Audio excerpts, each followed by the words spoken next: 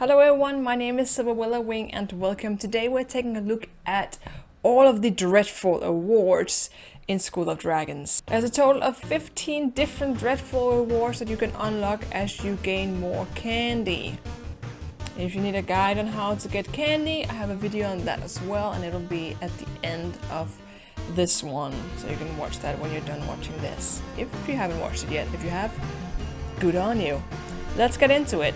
So the very first reward that you get by acquiring 100 candies is an Algae Veil, which is a glowing algae that makes your dragon glow when it eats it. So you head into your journal and you feed the algae to your dragon and it will glow green for a certain amount of time. It's pretty cool, but nothing too fancy. Then when we move on to the second reward is a Flightmare statue. You get this by acquiring 250 candies, and then you can put a Flightmare statue at your farm. If you like decorating your farm, I guess this is pretty cool, but if not, it's kind of lame. I'm just gonna be honest, it's not really anything special. That's what you get for 250 candy. The third reward is a Gor Mask that your Viking can put on. It's for 500 candies. I think this one is pretty funny. It has some nice details on it. Overall, there's nothing special, it's just a little mask. It looks pretty neat. It looks a bit derpy, but in a fun way. I think it looks nice when you're like running and you see the back of your head, and it just looks like there's antlers growing out of your forehead. That's cool. But again, in my opinion, nothing too fancy. It's just a little mask, really. The next reward for 750 candies is the Flightmare Mask. Again, another mask, this time in the form of a Flightmare. It's like a little Flightmare upper jaw with eyes and a little horn. This one is cute, but again, nothing really special to come for. You get what you see, it's a little mask for your Viking to wear. Then the fifth reward is a Death Gripper Mask. They really like the masks, don't they? So we get 3 masks, and the Death Gripper is the highest, the most expensive one, I guess you can call it, for 1,000 candies. You get this mask, and this one is also very derpy. It has teeth, it has tusks, and it has this little spike that sticks up on his head. So it's cute, it's pretty cute, pretty neat. If it's worth 1,000 candies, I'm not so sure, but it's fun, it's very fun. The sixth item for 1,500 candies is the Dread Head, which is also a mask, or I suppose more of a helmet. It's a blue pumpkin head that you put on top of your own head, on your Viking. And I think this one is kind of fun. Again, it's a pumpkin because it's Halloween.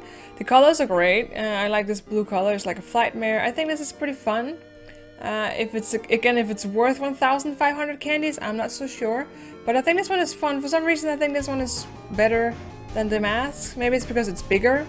Because it's not a dragon, it's just a pumpkin. But I still think it's pretty cool.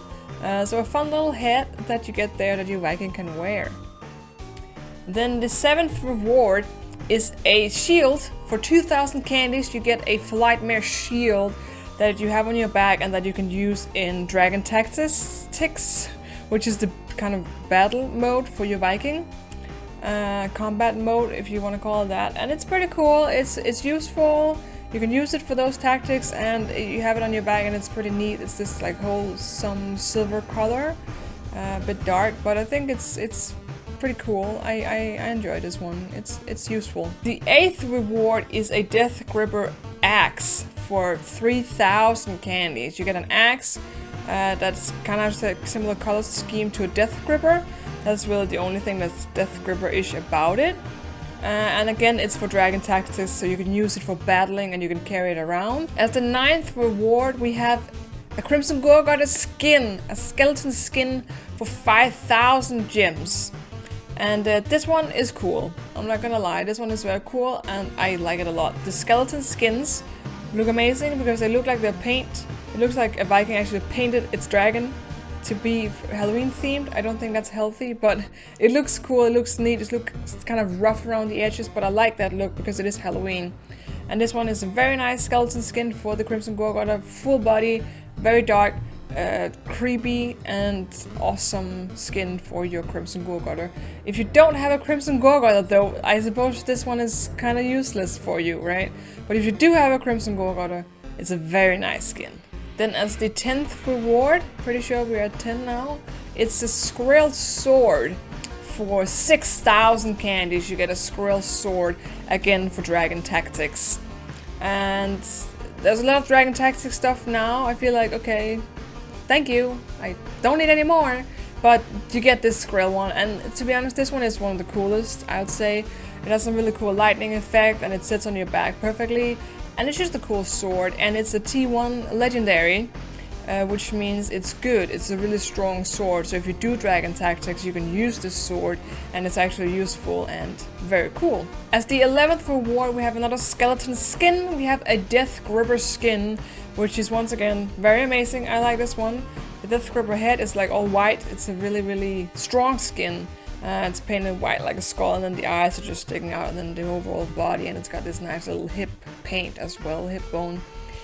Overall, really nice skin. I love these, and I fly around with them all the time. They're super cool. They are very detailed and just super great.